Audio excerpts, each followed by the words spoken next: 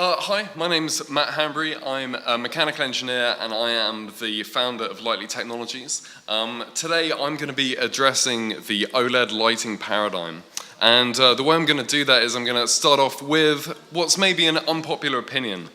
I love OLED lighting, and despite not really becoming the commercial success that it was initially put out to be, there are so many reasons why I love this form of light source.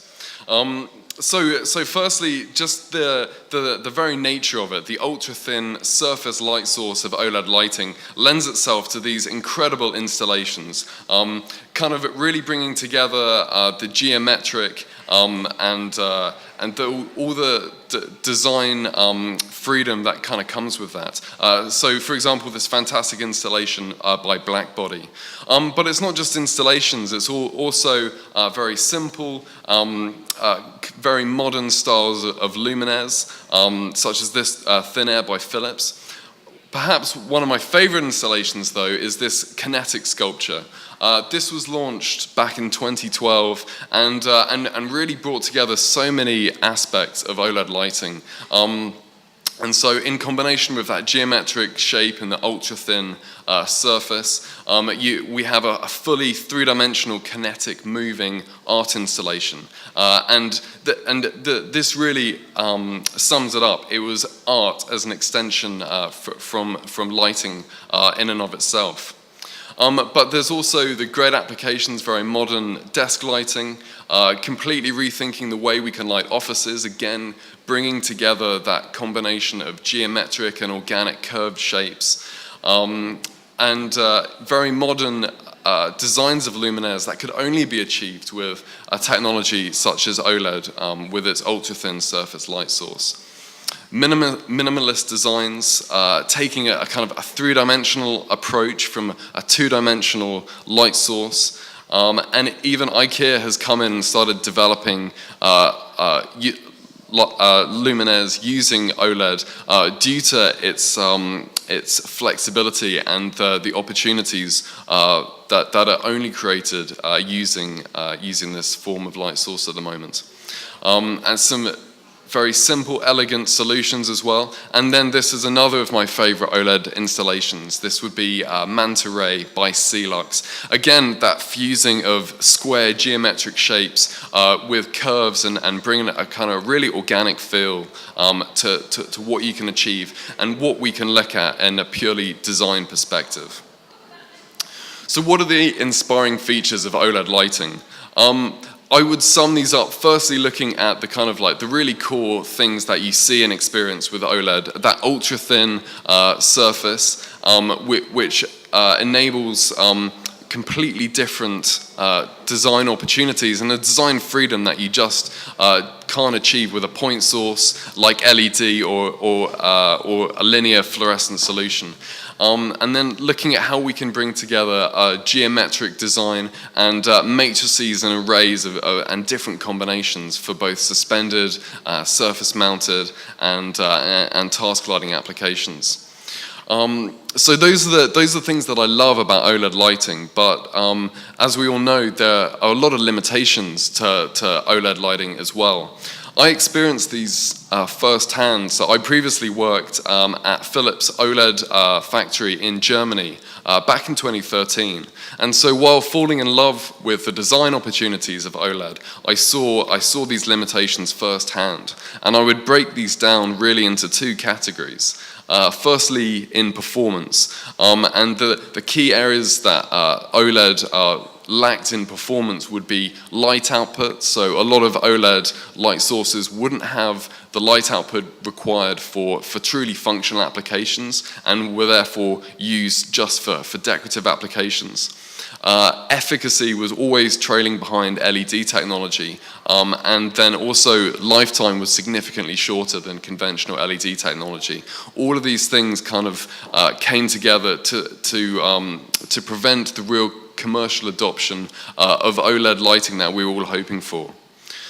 On the other side of the limitations, there are a lot of challenges from the manufacturing side. And again, these are things that I saw firsthand as a mechanical engineer. The top three limitations here would firstly be the materials, the very advanced organic compounds and the hydrocarbon chemistry which would go into creating the organic light-emitting diode source. Very expensive, newly developed. Yield was also a problem, and so you would take a run off a production line and you'd often have a high percentage of the OLED modules which would have defects, and the cost implications of that get again pushed onto the consumer. And one of the most astonishing ones though was the cost of the machinery. So while I was at Philips, they invested in a 40 million euro production line, and within the 8 months that I was there, they still hadn't fully got it up and running and at full capacity, really showing the challenges of the technology and why it's always been relatively more expensive than LED.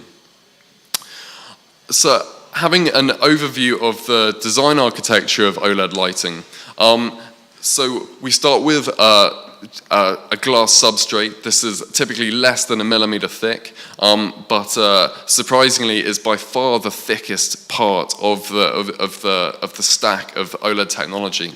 We have the anode and cathode, which essentially control the flow of electricity through the module. Each of these would be about 1/10 of a millimeter thick, super thin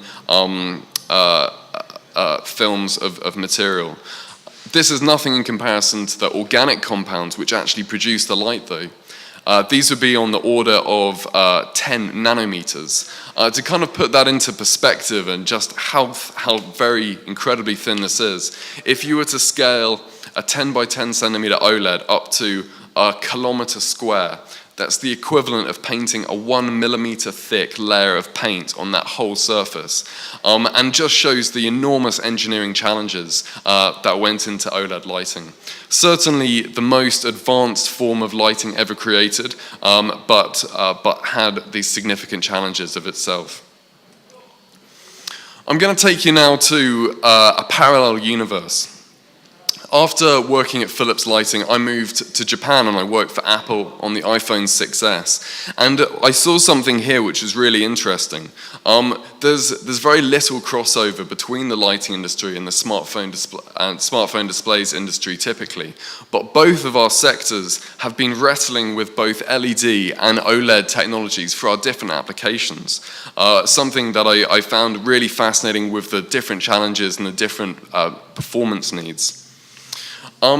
In general, the smartphone sector is amazing. We have this huge accelerated development over the last 15 years from the Nokia kind of feature phones all the way through to the advanced iPhones and Android phones, and essentially a computer in your pocket with all of those features that we couldn't live without anymore.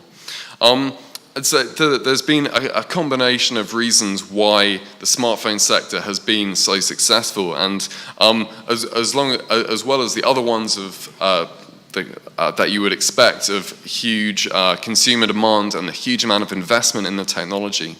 One of the ways that smartphones have developed so well is through this cross-pollination, where companies like Apple and Google will look at different industries, different sectors, and bring in the learnings from different areas to develop technologies as fast as possible. So a quick overview of the difference between the displays technologies. So up until recently, most smartphone displays would be LCD, which is liquid crystal display.